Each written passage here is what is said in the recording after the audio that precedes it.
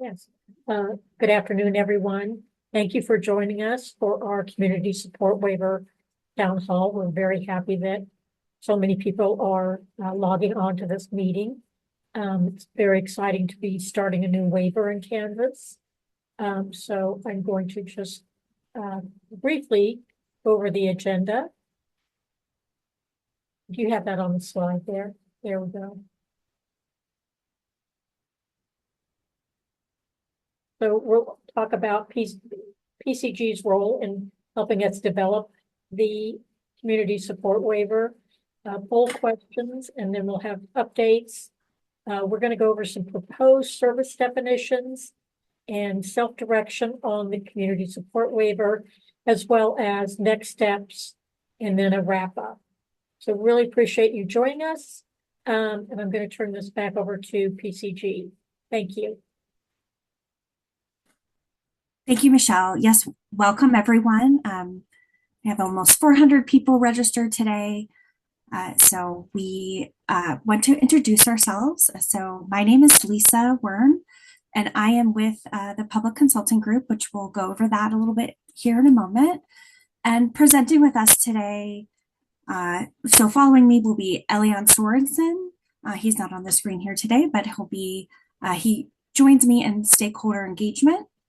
And then Jackie Merriweather, she'll be covering service definitions. And then Andrea Peterson will be talking with us today about self-direction. And next I will talk about PCG. So for those of you who are not familiar with us, we are a public sector consulting firm. So we are contracted with KDADS to help write and organize the community support waiver. And we have a wide range of experience. So this will help in developing the plan for implementing this new waiver. And we're also here to develop and collect feedback from stakeholders, such as yourself on this call. And now I will hand it over to Elian. Just to get us started, we have a quick poll question just to get a sense of who all is joining us today and what sort of groups you might represent. So on your screen in a moment, you should see a poll with this question, what describes you best, and then a number of different categories, including community developmental disability organizations, providers, self-advocate, parents, etc. So we'll leave that poll up for just a few minutes, and we'd appreciate if you would just put in how you identify. Thank you.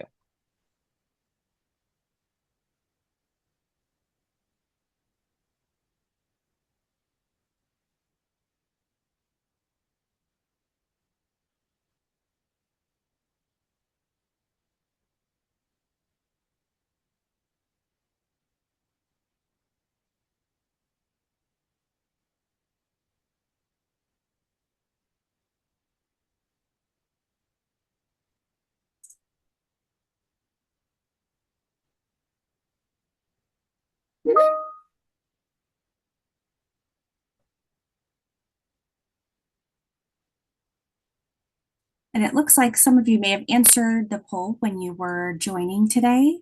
So I do apologize. I must have launched it a little bit early. And it says someone can't see the poll. So hold on just a moment.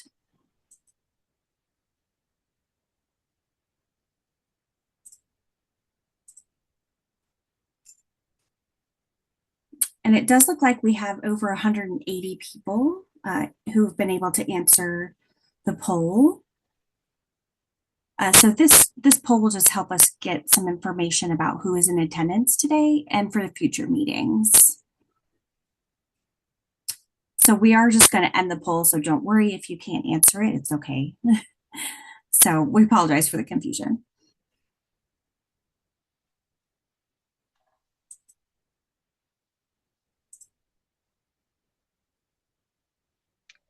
And yeah, Audrey, I think we can go to the next slide. Thank you. And thank you all for those who were able to fill out that poll. We also have some updates for you all since our last town hall. The community support waiver website has been updated and it now has the following information. There's a page about the technical advisory group, we're calling the TAG, and that includes information about the members of the TAG, and you can also see notes and PowerPoint slides from TAG meetings, and we're going to continue to update that as we hold those meetings, so you can check there. And we also have meeting materials from the first town hall, including a recording, a slide deck, and a transcript posted to the website. And as Lisa said, we'll be putting those materials from this town hall up at some point after this webinar as well. And then finally, we just want to share that the Kansas Department of Aging and Disability Services, KDADS, has determined proposed services for the community support waiver, and we will be presenting on those today.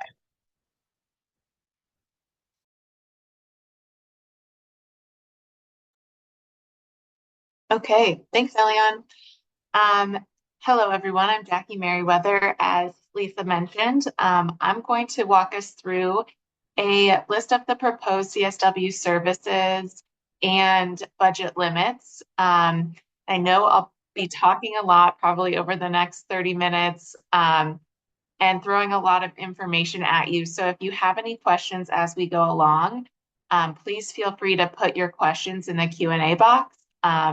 We'll have some time at the end of this section of the presentation to answer any questions. Next slide, please. Okay, before I share the list of services that are proposed for the CSW, I want to ground us in the goals and the purpose of the CSW. So this is a slide that we presented at the first town hall, but are sharing again as a refresher and also for those who may not have been able to attend the first town hall. The CSW is really meant to help Kansans with intellectual and developmental disabilities. We'll refer to that as IDD throughout this webinar. It's for Kansans with IDD who do not need continuous 24-hour paid support.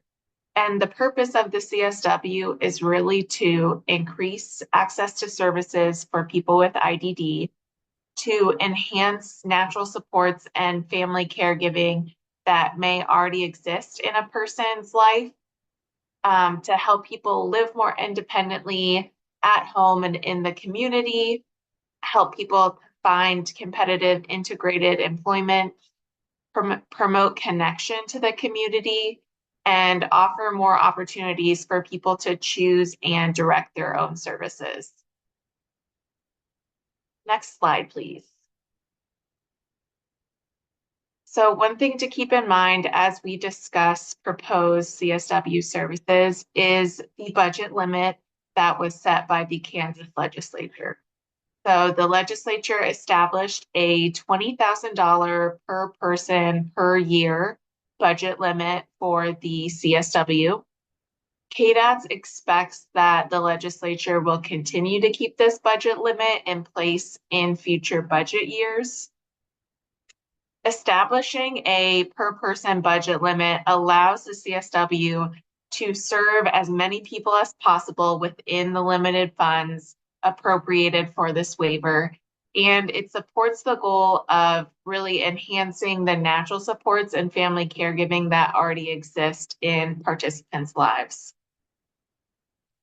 We know that the CSW will not be the right fit for every individual. Some people will need more services than what this budget limit may allow. Others may need services not included on the CSW. For example, residential supports and day supports will not be services offered on the CSW. So folks that need those specific supports may be better suited for another waiver like the comprehensive IDD waiver. And next slide, please. Oh, perfect. Okay, so this slide provides an overview of the service development process and how we determine the list of services that we're proposing for the CSW. So first, we started by reviewing legislation. When the legislature passed funding for the CSW, they also included a list of services that the CSW must offer. So that list of services kind of served as our foundation. We then reviewed the minutes and the reports completed by the 2022 IDD Waiver Modernization Committee to make sure the CSW services were informed by the testimony provided to this committee.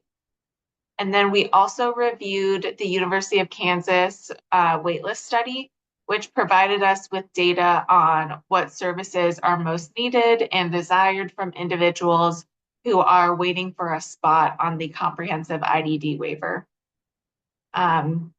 With all this information in mind, we drafted a proposed list of services. We presented that proposed list initially to the technical advisory group, which we call the TAG. We continue to have monthly meetings with the TAG to collect their feedback. And now we're in the process of gathering stakeholder input from the broader public through this town hall and future town halls. Next slide. Okay, so on this slide here, you can see the full list of proposed CSW services. I'm going to read through this list of services first, but go more in depth on the description and examples of the services in the next slides. We'll also be posting the full definitions for these services on the kansascsw.com webpage in the next couple of weeks so that you can read all of the details. There are currently 21 proposed services: assistive technology, behavior therapy, benefits planning for employment, career exploration and planning, family adjustment counseling, family caregiver support and training, home and environmental modification services, individual directed goods and services, individual employment support services, life skill services, medication reminder services, non-medical transportation, occupational therapy, personal care services, personal emergency response system and installation, physical therapy, remote support services, respite services, speech and language therapy, specialized medical equipment and supplies, and vehicle modification services. You'll notice that 6 of these services have an asterisk next to them. These are services that KDADS is still exploring whether the service may be already covered sufficiently through Medicaid state plan or early and periodic screening, diagnostic, and treatment, which we refer to as EPSDT services. We want to ensure there isn't duplication in services already available to Medicaid participants. So we're still working out how these might differ between state plan and waiver services. I should also note that as we go through these services and you all review the full definitions that we'll post on the Kansas CSW website, that these are just first drafts. So we know that these service definitions will be tweaked based on the feedback that you give us or the questions you ask. We're also still engaged with the technical advisory group who's providing us feedback. So know that these definitions are not set in stone. We're really looking forward to working with you all to ensure that the CSW services and their definitions really meet the needs of the community. Next slide. Okay, now I want to provide a little more description of each service and also some examples so folks can better understand how these services could potentially be used.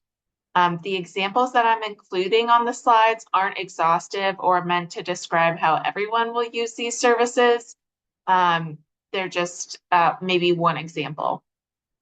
So in order to receive services through the CSW, of course, individuals will need to be deemed eligible and then go through an assessment and service plan development process to determine what exactly they need and how these services will be customized to help them reach their goals.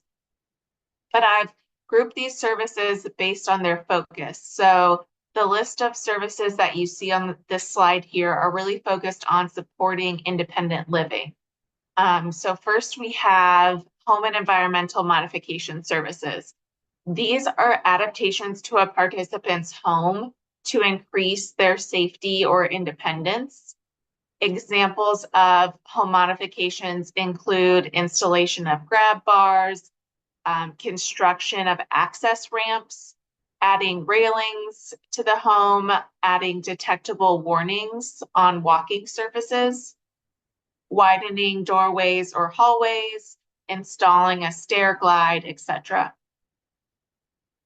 Things that would not be allowed as home and environmental modifications include installing an elevator, adding on square footage to the home unless it's absolutely necessary for the participant to access their home, or improvements that are of general utility and not related to meeting a participant's health or safety needs. Life skills services help individuals build the skills they need to successfully live independently and be employed. This could include working with a participant on money management skills, how to find housing or roommates, setting up utilities, instructing people on how to complete home maintenance or other regular activities like doing laundry, etc. Life skill services could also include working on skills that help participants achieve their employment goals. So this wouldn't be job-specific skills, but more so general skills like problem solving, time management, professional etiquette, etc. And then medication reminder services. These are either a scheduled reminder or some sort of dispenser that can alert a participant to take their medication. So examples include a clock that plays a programmable voice reminder to take medications, or maybe a machine that's loaded with medication and sorts and dispenses medication based on a programmed schedule. Next slide. So this is a continuation of more services that support independent living. Personal care services. These are one-on-one assistance with activities of daily living or instrumental activities of daily living. We call those ADLs and IADLs. So examples of those activities include bathing, dressing, meal preparation, housekeeping, medication monitoring, or things like accompanying someone to a recreation activity, etc. And then personal emergency response system and installation services provide a person with a device that connects them to emergency responders when activated. So Life Alert is probably the most well-known brand of these devices. This service would cover like medical alert bracelets or necklaces or buttons, etc., that can detect falls or allow someone to notify emergency responders if they need help. Now, remote support services. This is a new service that will be offered on the CSW. It is similar to personal emergency response systems, but remote support services are much broader and they can provide assistance in situations other than emergencies. So remote support services utilize technology such as a two-way video or audio connection that allow a participant to communicate with a trained remote staff member on demand. And remote support staff could help coach the participant through activities of daily living, such as preparing meals or completing personal hygiene. Remote support services really provide an option for folks who might need assistance with queuing an activity, but don't actually need someone like a personal care assistant to be present in their home. Next slide. Okay, so these are the employment-related services. They're focused on supporting a participant's employment goals. So benefits planning for employment services help individuals and their family understand how employment or career advancement could impact a person's public benefits, such as their Social Security benefits. The purpose of this service is really to empower individuals with accurate and individualized information about how they can work and earn an income while keeping the benefits that they need. Benefits planning can be useful for job seekers and also those who already have a job but may be considering career advancement. And certified benefits planners can also help participants complete required paperwork for reporting their income when they're employed. Career exploration and planning services assist a participant in discovering and pursuing their career aspirations. This could include helping a participant assess their skills and interests, explore potential career paths, understand industry requirements, identify job openings, apply for positions, or prepare for interviews. Individual employment support services provide tailored ongoing support to help individuals maintain their job or advance their career. So these supports are job specific and can include training in essential skills necessary for the job, assistance collaborating with the person's employer to address workplace challenges, or coaching to promote the individual's independence and integration within the workplace. Next slide.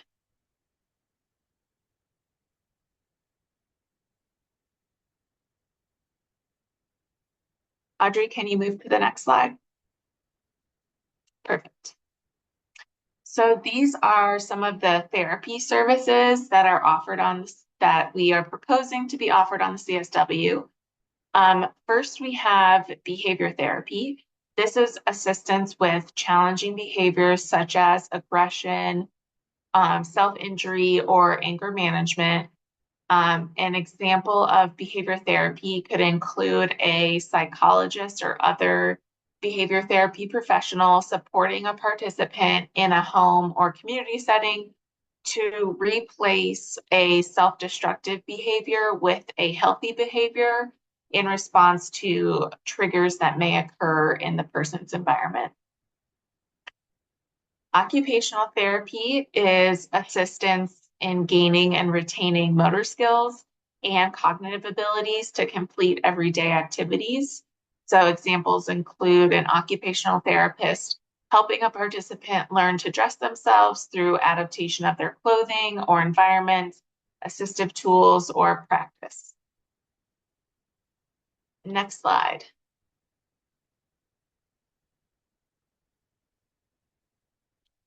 Physical therapy is assistance with motor function and mobility. Examples include a physical therapist instructing a participant in exercises that improve their hand strength so that they can better grip objects, or leg strength for better coordination and balance. Speech and language therapy is assistance with producing sounds or putting words together to communicate. So an example includes a speech language pathologist working with a participant to exercise and strengthen the muscles that control speech or swallowing. And you'll notice, as I mentioned earlier, that these therapy services have an asterisk next to them. This is because KDADS is still exploring if these services may already be sufficiently covered by Medicaid state plan or EPSDT services. or what the distinction may be between the services offered on the state plan or EPSDT and what services are offered on the waiver. Okay, next slide. These are the transportation services that are proposed for the CSW. First, we have non-medical transportation. I noted below this table that emergency medical transportation and non-emergent medical transportation, so that would be like transportation to a doctor's appointment, those are provided to all participants through the Medicaid state plan services. Non-medical transportation will be offered to CSW participants to help ensure that they can get to their waiver services or to community activities that are identified in their service plan. So non-medical transportation is really meant to help ensure participants are integrated into the community, but it can't be used for anything at any time. Case managers or care coordinators will always work with the participant to identify family, neighbors, friends, or community agencies who can provide transportation for free prior to authorizing payment for non-medical transportation through the CSW. And the need for transportation and the places that a participant will be transported must be documented in the participant service plan. So examples of non-medical transportation could include a participant hiring a driver to transport them to the grocery store once a week, a participant using a bus pass to go to work, or a participant using a transportation provider to attend a monthly game night. For non-medical transportation to be used in these circumstances, a free transportation source must not have been available, and the need for the service would need to be documented in the participant service plan as an allowable transportation activity. And then the CSW will also cover, go back one slide, please.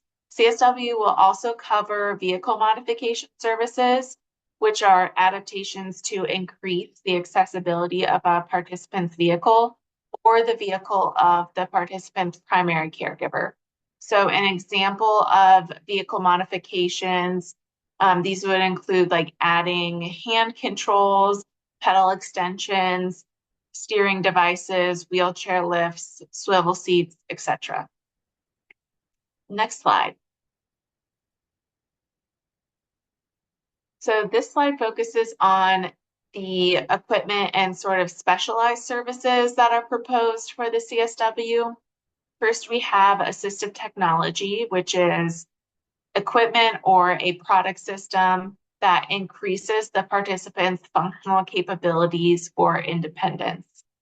Assistive technology services could also include an assessment to identify what technology could benefit a participant, and also training the participant to use the assistive technology. Examples of assistive technology include like speech generating software or devices, adaptive keyboards, voice activated phone dialers, screen reader software, or smart home devices.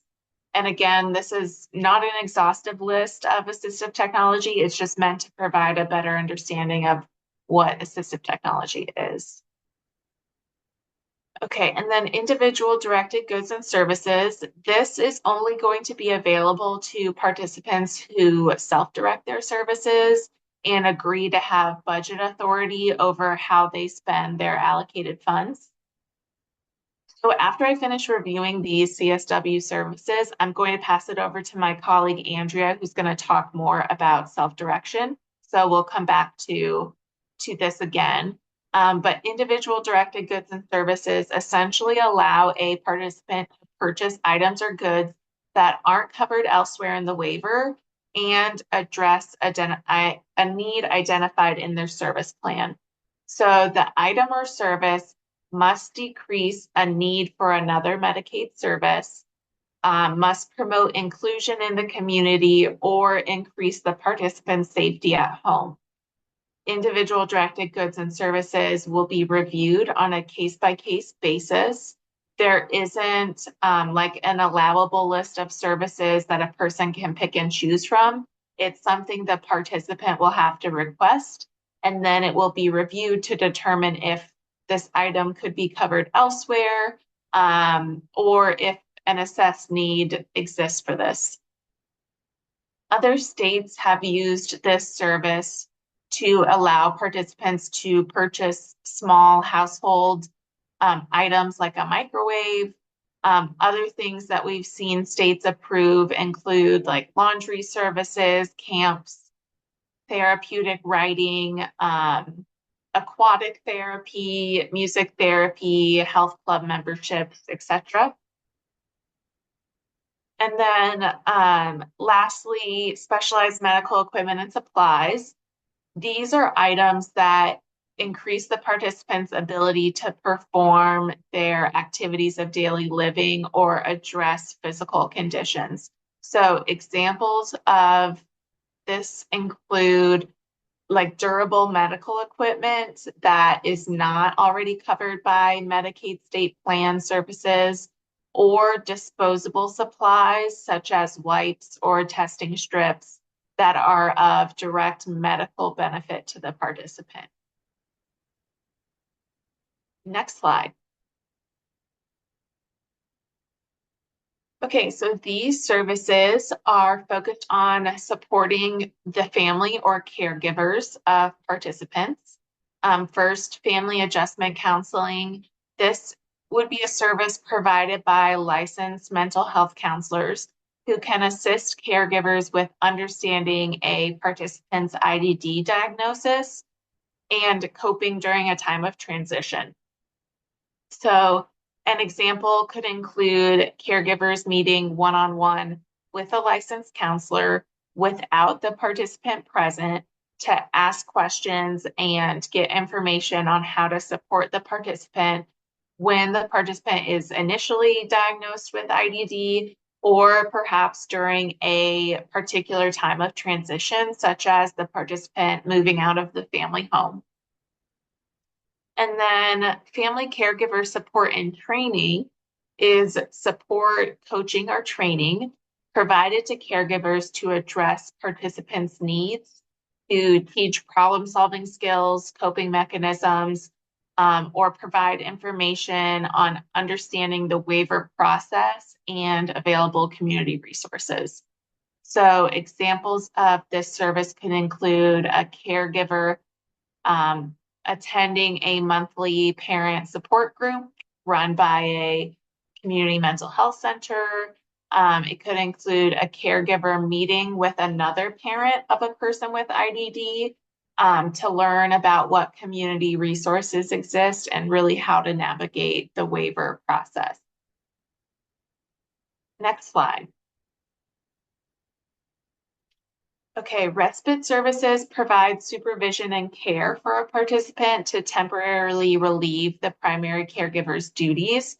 Examples include paying a family member to watch and care for the participant in their home while the primary caregiver takes a break.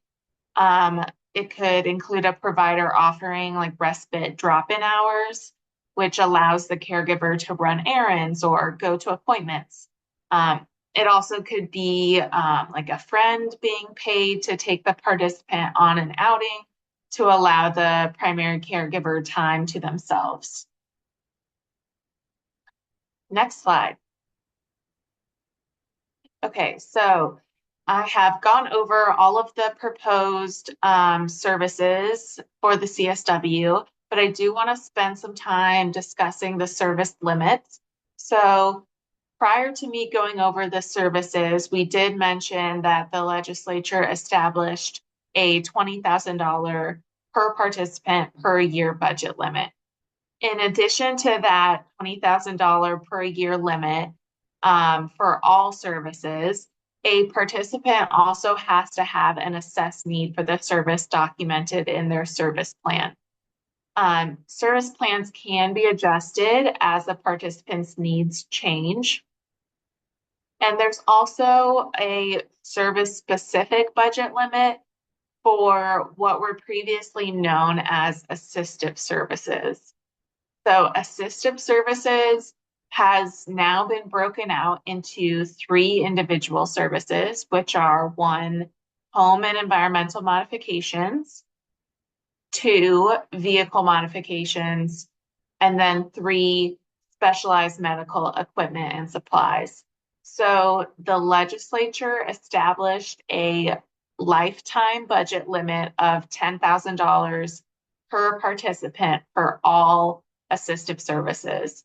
So this lifetime limit applies for all 3 of these services combined. And again, this is something already written into law by the legislature, so it will pertain to the CSW. Okay, next slide. So as I mentioned previously, we will be posting the full service definitions to the kansascsw.com website. We ask that you all please review these service definitions and then submit your feedback to us by completing the feedback form on the website. We expect that the service definitions will be posted by the end of October or early November. Next slide. So as you're reviewing the service definition, we ask that you try to make your feedback as constructive as possible.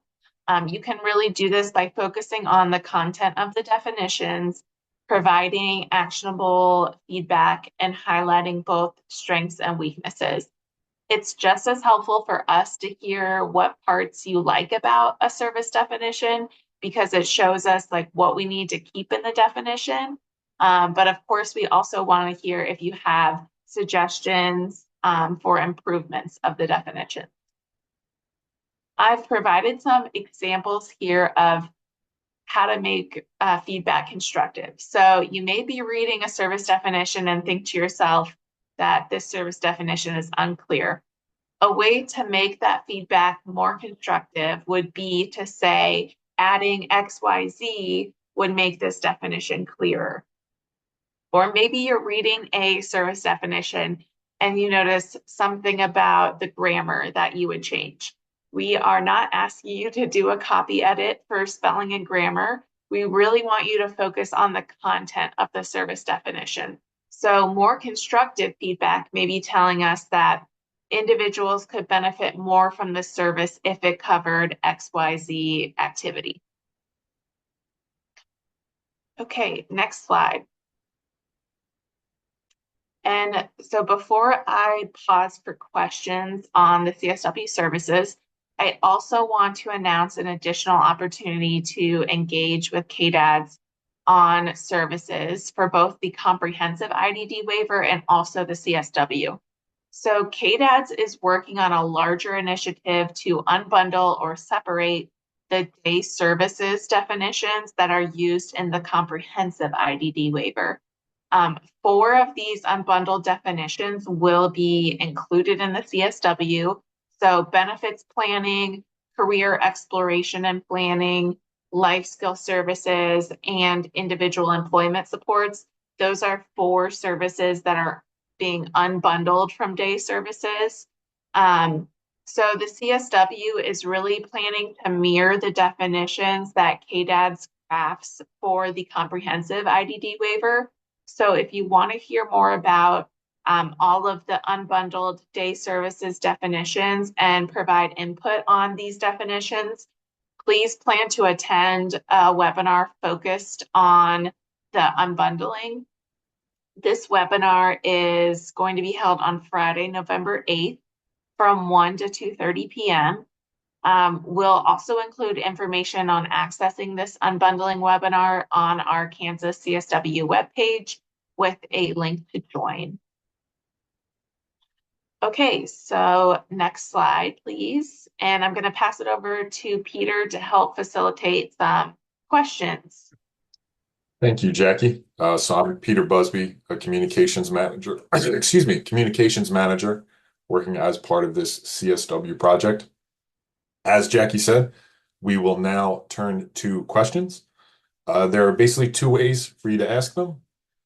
If you'd like to ask them sort of in person, with your voice, you can raise your hand and we will allow you to unmute and you can ask your question. Or as many people have been doing, you can post them in the Q&A and we will make sure we run through those and answer them as well. I will say now as well, before we get to the unanswered questions, if you have posted your question, Michelle has been working diligently to sort of get answers to some of those. So please do check the Q&A if you did post a question to see if it has already been answered. But with that said, we will start with Jennifer Johnson. You raised your hand earlier. Thank you for waiting patiently all this time. You now should have the option to unmute if you'd like to go ahead and ask your question.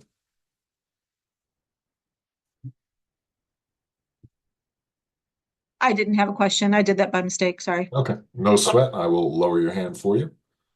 Then that brings us to the posted questions. So these are the ones in the Q&A. So the first one is from Elizabeth Barkley. This one is mostly about providers. So is there a list of providers for these services or a plan to increase providers? So sort of starting with the first half, we don't yet have provider qualifications for all these services. That is something we are working on. And obviously we'll update y'all when we have it. I know increasing providers is a priority, but until we get the qualifications, we can't really develop a plan for adding new providers. But as I said, the second we have those, we'll make sure everybody's informed about them. Jackie or Michelle, anything to add to that one? Nope, that's a great answer. We'll definitely include provider qualifications and all of that in a future town hall. Question from an anonymous attendee. What if somebody needs 24/7 care? The purpose of the CSW, as we outlined at the beginning, is really for, individuals who have some support and do not need that sort of formal 24/7 care. We'd like to include, everything in the CSW if we could, but this really has a defined purpose that we need to stick to. So, without knowing the exact specifics of what you're referring to as 24/7 care, I can't say whether or not the CSW supports it. But I will say, based on your question, it sounds like that would be something that would fall more under the IDD or other existing waivers. A question from Stephanie Coleman about that November 8th unbundling webinar. Michelle, maybe you can answer this. Do you know if that webinar will be recorded if people aren't able to attend in person? Yes, we can record that, Peter. Thank Cool, you. excellent. Yeah, so that'll be posted to the main KDED's website. We'll try to get a link out from the CSW website as well, just so it's easier for you to find it when you need it. A question from Danielle Parsons. Jackie, I assume this is referring to something you said. You said that this will not cover residential. Do you know if that would include independent living? So we do propose having like the life skill services, which would essentially help train people to like live independently, find housing and roommates and all of that. But we won't have like independent living, like a provider is supporting you, like through a group home or something like that. I don't know if that answered it, or Michelle, you have other things to add there. No, Jackie, you covered it. That's what we're thinking. We're residential and day services are the most expensive services on the waivers. And, this is trying to get at meeting needs of people that don't need those high dollar kinds of services. Thank you both. Michelle, while you're around, Lisa Jenkins has a question. Basically, why are you unbundling the services from day services? I mean, I think the easy answer would be, you're going to cover all of that in that webinar on November 8th. If you have a very concise answer you'd like to give now, I'm sure people would appreciate it. Sure. Peter, I don't have the best answer, or I don't know how concise I'll be, but the federal government, CMS, has instructed us to unbundle services, which means to pull apart the services, and it's part of a correct coding initiative that CMS is going through to make sure that when you're talking about a service, you know exactly what you're going to get. You might remember that we recently unbundled the assistive services into 3 separate services. That was part of that initiative. We've also been instructed to unbundle our day services. And then again, the next project will be to unbundle our residential services. But there'd be more on that on the webinar on the 8th. Absolutely. Thank you, Michelle. And Lisa, if you want more information, and everybody here, we really encourage you to sign up for that webinar. A question from Raina Goldsmith. Again, this one is about providers. Will there be specific providers for some of these more specialized services? Or would it be similar how it's structured on the IDD waiver, where services can be provided by friends or family members? Again, Rain, as I said, sort of in response to the earlier questions about providers, we're really working through some of these specifics now. So we'll make sure, we get everybody a full rundown and give you opportunities to comment on that when it is sufficiently developed that, it's ready for y'all. In the interim, if you want to go to that CSW website and fill out that feedback form and let us know, hey, here's how we think providers should be structured, we will definitely take that under advisement when we do finally turn to these questions. Jackie, here's another one about sort of specific services. In terms of the transportation, do you know if that will include travel to and from work for those that cannot access public transit or other means of transportation? Yeah, I think that would definitely be a allowable activity through non-medical transportation. The caveat being, which I think we still need to work through this a little bit, somebody is getting like individual employment support services, and maybe transportation is already provided through that waiver service, then they would get it through that waiver service before they would get it through non-medical transportation. So there's some, a little bit of complication there on like where would it come from. But yes, if somebody has a need to get to their work and they're not able to arrange that through another free sort of service, they could use that non-medical transportation in that way. Thank you, Jackie. Another question about service providers. Again, as I've said, we will give you information on that as we have it. Just give me a second to read through as we continue to move through these. There's a question about self-direction. We will be turning that to self-direction in the next portion of the presentation. So Irene Sell, please, if you still have a question about self-direction after that, feel free to post it in the Q&A at that point. So a question about targeted case management. TCM has also been mentioned. Will this be opened up to the current IDD TCMs, or will this be a separate entity?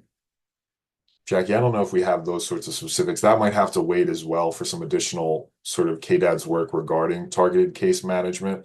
So I don't know if you or Michelle have anything to add there. Not me, but Michelle, feel free to add if you have anything. Yeah, I see that from Elizabeth Barkley. Yeah, we're working on that. We're dealing with the conflict of interest issues that we have where TCMs are connected directly with a community service provider, which is not in line with federal regulation. So we're trying to work with stakeholders to figure out how to separate TCMs from community service providers. And we've had a meeting with a number of stakeholders. We've had a couple of meetings dealing with conflict of interest where we will help provide grant funding to providers to either to separate from community service provider so that TCM can be delivered without that conflict of interest. But there's a lot of work that we're doing on that right now, so I don't have all the answers. We're hopeful that we will have a number of TCMs that take, apply for this money for the conflict of interest grants when we get it out, so that there can be more TCMs in the field. We know that we already have gaps where we don't have enough TCMs in our state. Thank you, Michelle. While I have you too, there are a few different questions around the relationship between the CSW and the existing IDD waiver waitlist, along with sort of waitlist for other waivers. If people will be able to stay on that list and access CSW services, or if there's a transition plan between them. It sounds, based on your earlier answers, Michelle, that we're still sort of working through a lot of these specifics. But if there's anything with regard to the relationship between wait lists you'd like to say, I think it would be helpful. Yeah, as I said, Peter, we're trying to figure that out, how we're gonna transition people. I know the legislature is interested in people that are currently on the comprehensive waiver. They want them to be able to move to the community support waiver if that is an appropriate fit for them. So there's a lot to be worked out in that area right now. It's just something that we haven't really dug into that much yet, but it's definitely on our agenda. Thank you, Michelle. I think sort of similar, here's a similar question or comment from Lance Van Kooten. Basically, questioning whether the CSW will prevent people from accessing crisis funding because they'll have to try and fail the CSW before they can get that. I mean, obviously, our intention is not to make it more difficult for people to get needed services. Again, I think the very sort of specifics on how these two funding streams will relate, as Michelle said, is still being worked out in its specifics.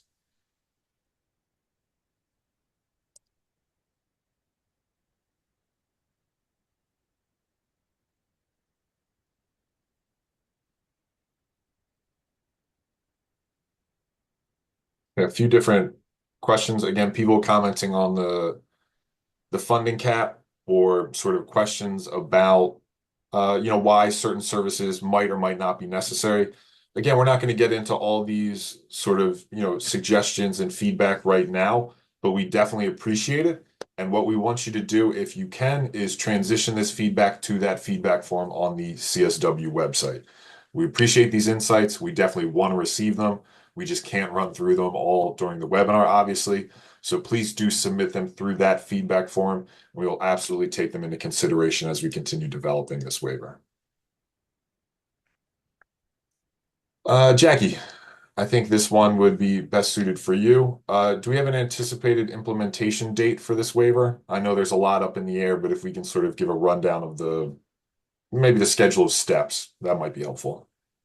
Yes. So I think the expected date for implementation is spring of 2026.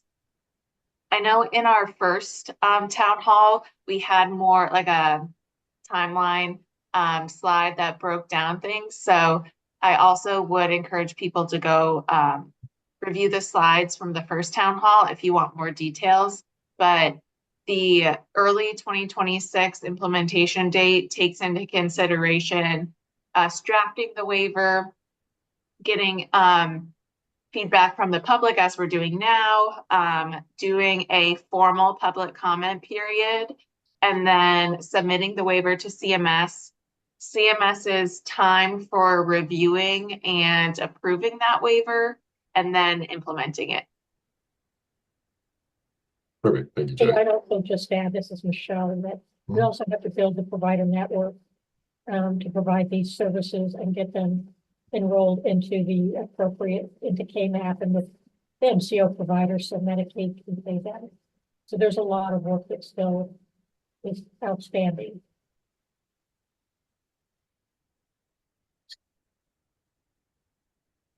Jackie, probably another one for you. I'm hoping you have more insight into this question than I do. That PCS services, I'm assuming personal care, were listed for help with ADL's activities of daily living. Would that be considered a form of residential care? No, not on the CSW. So if I think I'm interpreting your question correctly, a participant on the CSW could potentially be living independently, and they could have a personal care assistant come to their home for a certain number of hours in a day, to help them with those activities of daily living. Or perhaps they're living in a home with their parents or other family members, and they still have a personal care attendant coming to help them with sort of those activities of daily living. That would not be considered residential services because the provider isn't providing a space for the participant to live necessarily. They're either living independently or they're living with family or friends or whatnot. So I hope that answered the question. Thank you, Jackie. Colleen Hunter, I should say that was your question. So if we didn't quite get to it, please do post another one in the Q&A with a little bit more information, and we'll be happy to answer it. I'm going to stop the Q&A period just for now so we can move through the rest of our presentation on self-direction. I do see there are a few more questions in the Q&A left. We will have another period at the end, so feel free to add your questions and hopefully we'll get to some more then. But if we just want to continue now with our presentation. Thanks, Peter. Hi, this is Andrea Peterson. I will walk us through our self-direction. So we wanted to just give everybody sort of a baseline understanding of self-direction, especially on the CSW waiver, because it is different from the IDD waiver. So we can go to the next slide. Just baseline definition here. So what is self-direction? You'll also hear it referred to as participant direction or consumer direction. They're sort of synonymous, no real difference there when using those terms. And really at the crux of it, it's about choice, control, and personal preference for individuals who are waiver participants. So when you think about participant direction of waiver services, that means that the participant has the authority to exercise decision-making over some or all of their waiver services. And that participant accepts the responsibility for taking a direct role in managing services. And so it really is an alternative to traditional provider managed services where the service provider is responsible for managing service delivery. And so some of the benefits of self-direction that are pretty well known, it's been around for a long time. So, there's a lot of experience across the nation with this. It really promotes personal choice and control over the delivery of waiver services, including who provides the service and how they are delivered. It promotes positive outcomes for individuals and families. It improves participant satisfaction, and it also reduces costs for service delivery. And so we'll go into more detail about what it really is and what it's about, how it works. But this just gives you sort of that baseline understanding. And just wanted to point out too that CMS does urge states to allow waiver participants this opportunity when creating these new waivers. So we wanted to make sure that with CSW that this was a benefit. All right, next slide. So just to get you acquainted, so on the CSW waiver, that we're proposing to have both employer authority as well as budget authority. So these are two types of self-direction that are allowable by CMS. And so just to understand the difference, with employer authority, the participant serves as the common law employer, and they are responsible for recruiting, hiring, and firing their provider staff. They're going to orient their staff and instruct them on how to deliver services. And then they're going to supervise and schedule their staff. So with employer authority, those are the key components. With budget authority, it's an expanded set of responsibilities. So there's the responsibility and control over managing a flexible spending plan, recruiting and identifying service providers, and then purchasing allowable goods and services through that spending plan. So Jackie had walked through the goods and services service earlier, and we'll talk about that one in a future slide.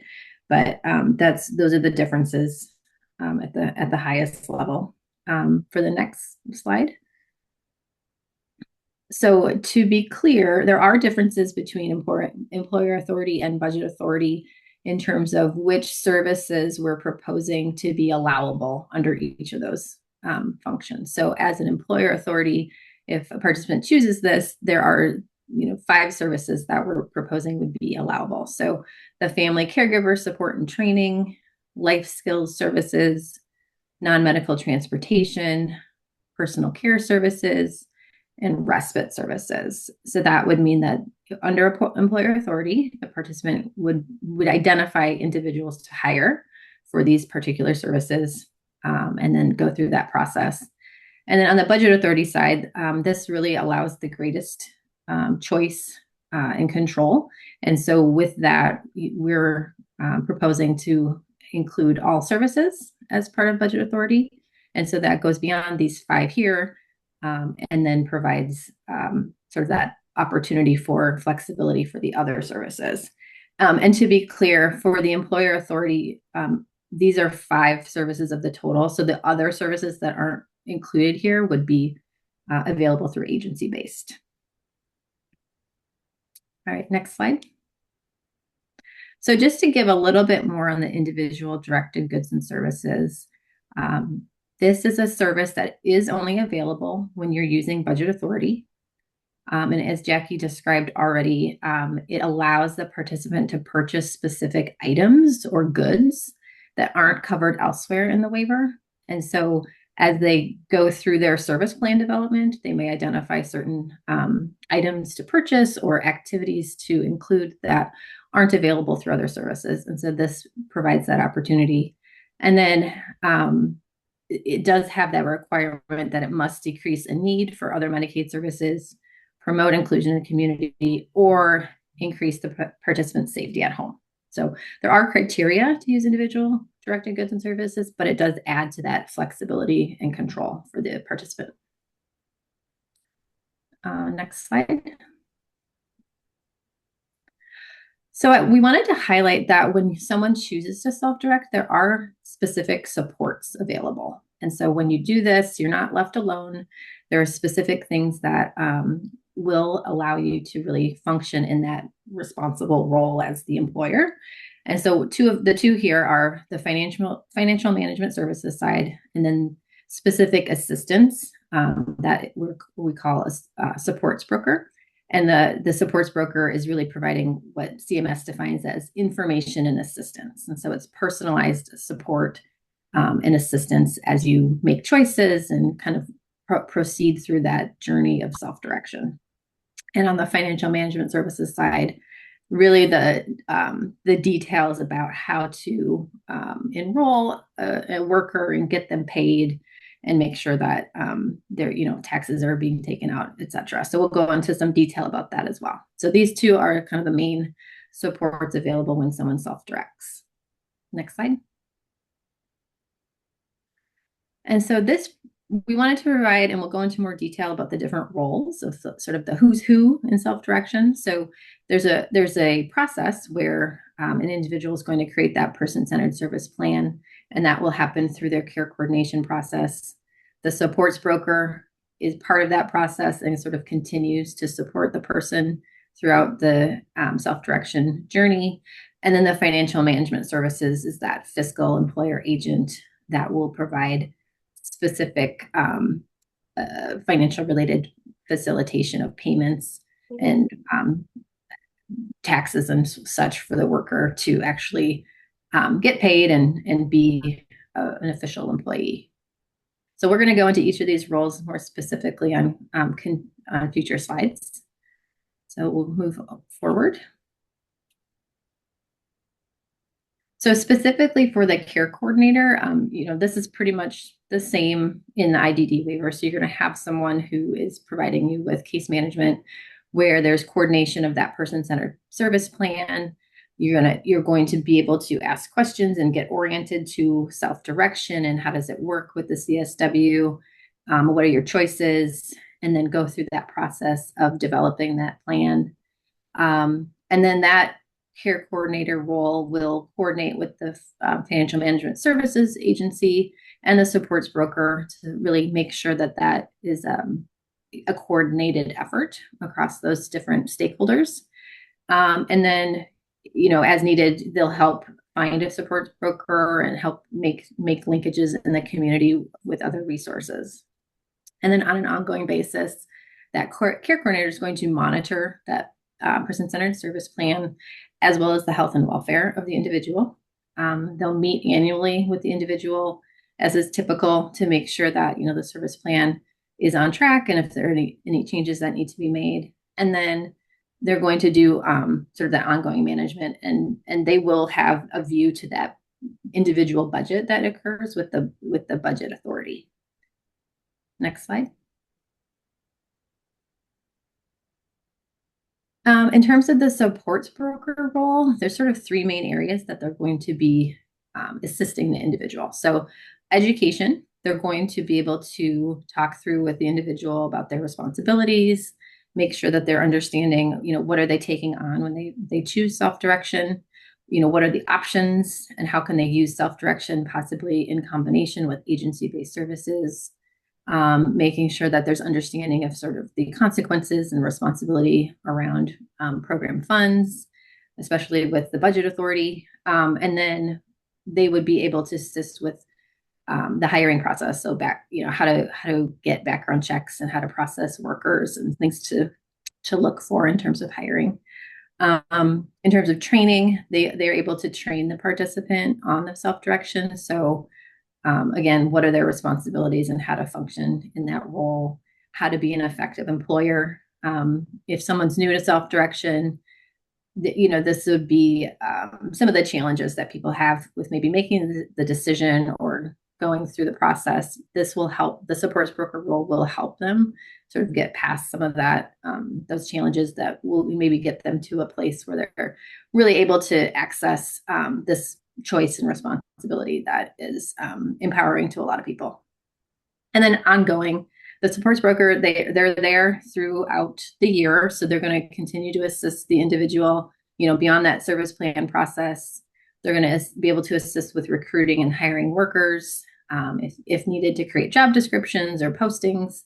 They'll be able to help identify worker trainings that might be helpful, especially if somebody has a particular need that they need to be able to train the person on. They'll help develop and manage the individual budget in the terms of budget authority, and then developing a backup plan. So making sure that if a particular worker isn't available, what are their other options? Next slide. So the final role is that financial management services. So that's where they're going to be responsible for managing the payroll and any payroll reporting requirements. They're going to file the quarterly taxes for the employee and report that as required. They will enroll the individual and the employees into the FMS system, so that there will be some training and understanding to be able to function with the FMS, to be able to submit timesheets and approve timesheets. There will be a facilitation of background checks. And if there's workers' compensation insurance required, the FMS takes care of that. And then they do ongoing monitoring. So they are going to be another asset to help with utilization in authorized service monitoring to make sure things stay on track with that $20,000 budget. They provide reporting. So they're going to be reporting to not only the MCO and the state, but the supports broker would have that view, as well as the participant through typically through the FMS's systems. And then there's the electronic visit verification that they may help facilitate. And then finally, when there is an individual directed goods or service that is purchased through that budget authority, the FMS would be responsible for processing and providing that payment to that particular vendor. Okay, next slide. So we just wanted to call out a couple differences between the plan for CSW and the current IDD waiver. So under CSW, like we said, employer and budget authority will be allowable. Currently under IDD, there is only an employer authority. So this concept of budget authority is new, but it's very exciting and offers a lot for different participants. And then with the FMS, it will be an administrative activity, whereas right now with IDD, it's a service. And so as an administrative activity, it would not be counted against that $20,000 budget. And so that was key in this sort of decision making around how to plan FMS for CSW. Next slide. All right, so that hopefully gives you a good overview of self-direction, and I know there's some comments popping up in the Q&A. So I'm happy to turn it over to Peter to facilitate that. Thank you, Andrea. While I have you here, I'm going to throw a couple questions your way. Okay. First off, I think you noted something about this, but I just want to sort of put a point on it. Whether or not the care coordinator or the supports brokers, those services are considered part of that $20,000 annual budget limit or not. Right. So I did mention FMS is not. Supports broker also will not count against that 20,000. Excellent. And the care coordinator, would that be included under the categories you just listed? Right. So the care coordinator is also separate. That would be sort of either the existing MCO or the TCM, however that ends up working out with that process. Gotcha. So that's going to be my very next question. This one is basically, who is the care coordinator? If that would be LTSS from the MCO or TCM, it sounds like maybe we don't know just yet. Yeah, I'll let Michelle take that one.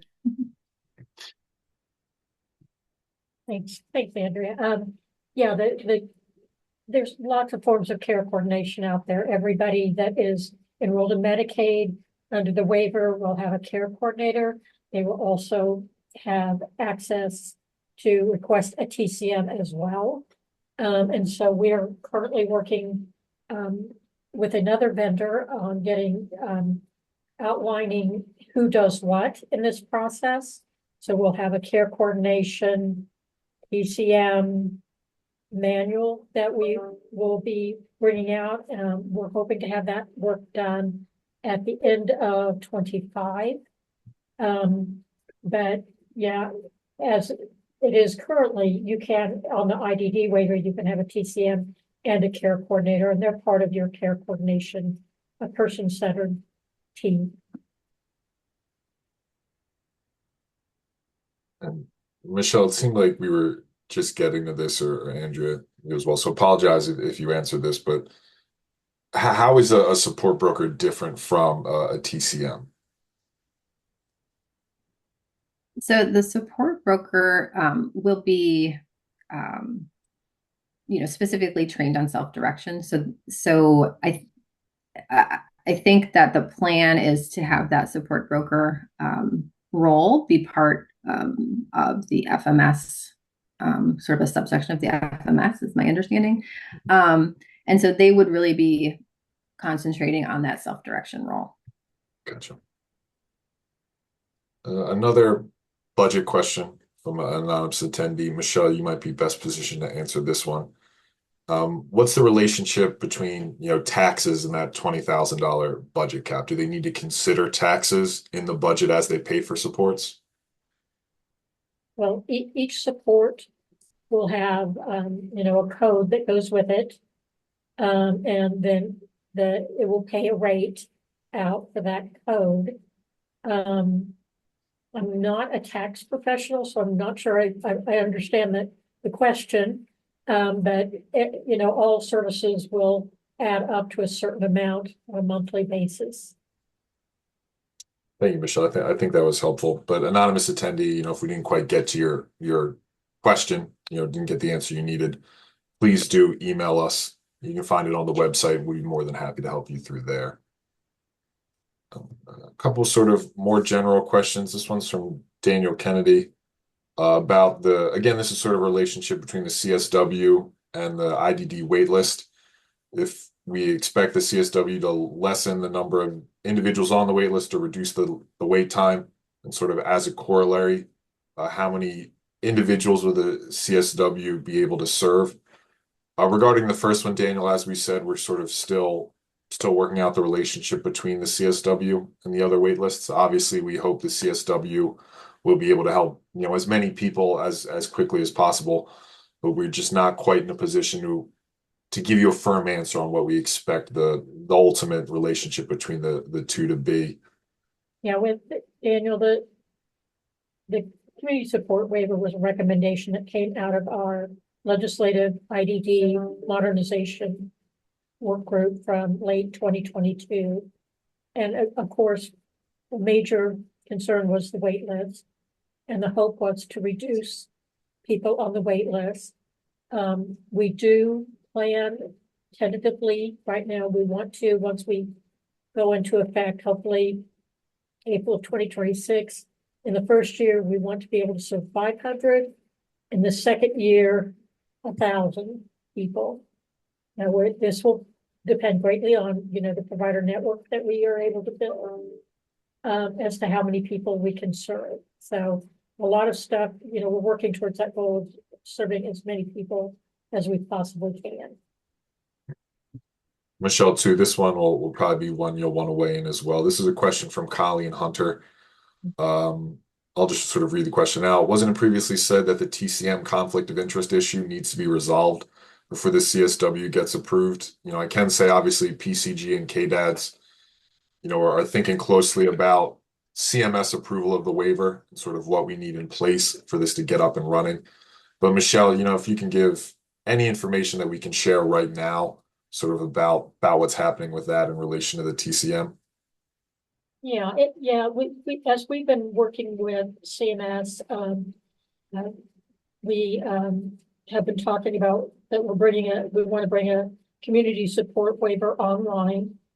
And they have been pretty clear with us saying that any services that we deliver in or around or on the community support waiver need to be final rule compliant, final settings rule, and part of the final settings rule of 2014 states that all waiver services, they have to be conflict free.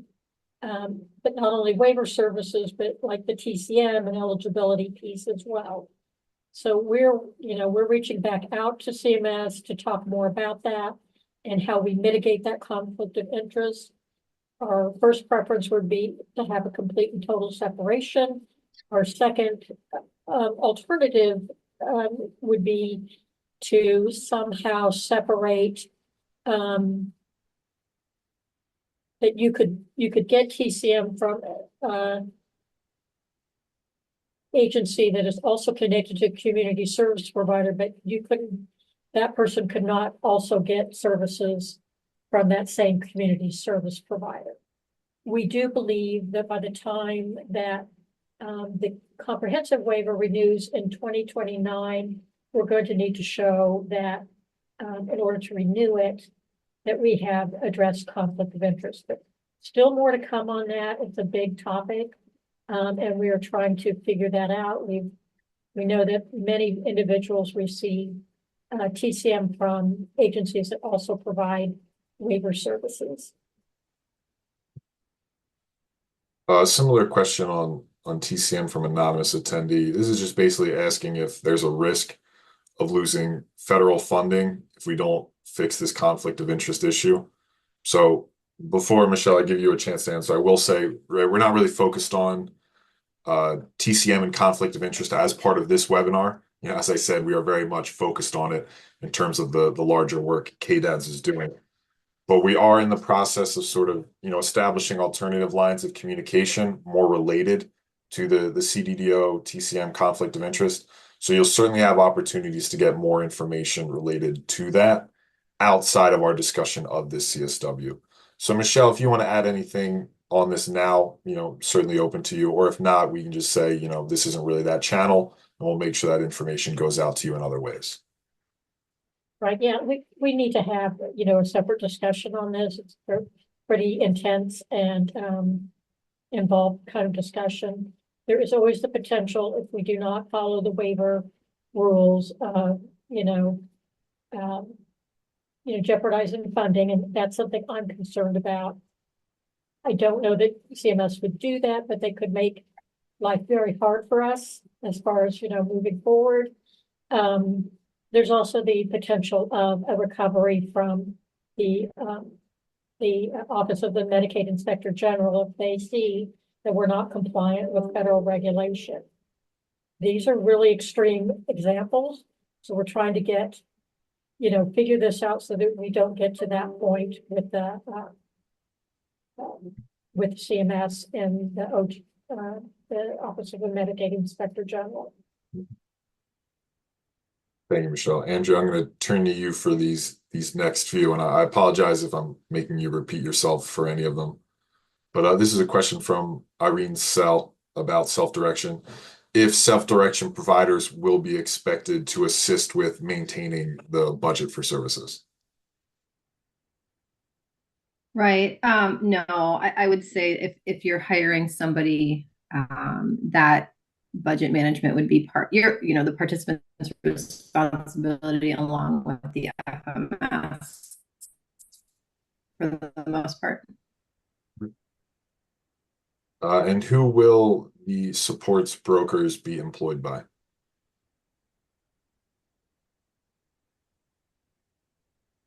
The plan is that they would be part of the FMS.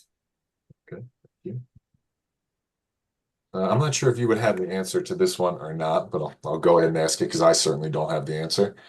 If someone is self-directing their budget authority, the care coordinator and MCO would not be able to override decisions on how funds are used. Is that correct? So the funds would be planned for the most part in the person-centered service plan. So if there's an item that they know they want or a participant wants to have available to them, any purchased item would need to be already laid out in the plan. And so from that respect, there's an agreement between the participant and the care coordinator about what's allowed as part of the process. And then the participant would be going out and seeking, who to purchase that from. And then that would go through in a sort of an agreement approval process. But that who they choose is still in their control. Gotcha. This is a nice segue into a next question from Chris Lundgren. So we mentioned that person-centered service plan. Would individuals on the CSW also have a person-centered support plan as IDD waiver individuals have? Michelle, you might be better positioned to parse the nuances here. Yeah, I think that certainly is the intent, that, they will have an IDD BCM and be having a support plan. So yes, they would have both. And our hope is that they will mesh together with the service plan, and that's what we're working with our vendor on to have, care coordination all together. So we have an update, I think, on that question about taxes. I'm trying to find if I can find the original question here. Basically, the question is if you're hiring people, for personal care services or respite, if employer taxes will be included as part of that budget. So just to give easy round numbers, if you're paying them $500 for the services and $100 come up in employer taxes, would that $100 also be included within that $20,000 budget limit? Yeah, I believe, yes, that they would be, because the FMS provider would have to pay that out, and that would be included in the service plan as to, for them to provide that service, that they would pay the taxes out of the funds that they get. Thank you, Sean. Question about MFS. How would FMS be reimbursed and at what rate? FMS for HCBS does not go against the budget as it is a service now. So I know we are still working through the specific rates. So if applicable, we wouldn't be able to give you a number here. But Andrew, just remind me if FMS would be one of the things included in that cap, or one of the things you outlined would be not included. Yeah, it's not included, and so there would be sort of a per member per month fee that the FMS would get based on participants who they're serving, and then that would sort of transaction between either the state and the FMS or the MCO and the FMS, however things are arranged in the end. Perfect. Thank you. And just to head off any questions, if they do come up about other reimbursement rates, as I said, we are still sort of working through those and they are in development. As with other similar things, we will make sure you get that information as soon as possible. So we are basically out of time at this point. I see there are a few more questions in the Q&A. I apologize, we won't be able to get to them during this designated period, but you can always go to kansascsw.com for more information, and you will also find our email address there. We are more than happy. In fact, we are eager to get any questions through email, and we will make sure you get answers there. At that point, I don't know, is this our final slide or do we have a closing one? Yes, we can move to the last slide, actually. Excellent. Thank you, Lisa. So just to reiterate, you can submit feedback forms on the CSW website. And then if we didn't answer all your questions today, which thank you so much for all your questions, the next town hall is Wednesday, November 13th from 1 to 2 p.m. So thank you again, everybody, for attending and your time and feedback.